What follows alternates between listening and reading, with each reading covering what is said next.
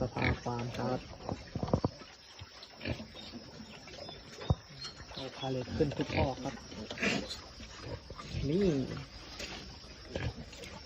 ขึ้นหลบแดดหลบฝนกันเปียกครับพี่ครับครับนี่ก็พาเลทกัน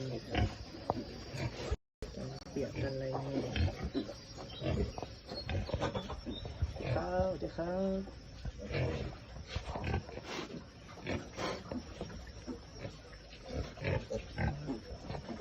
จะกิน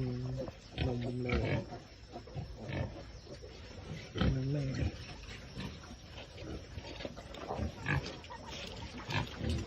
อันนี้แบบนี้อะไรนมแม่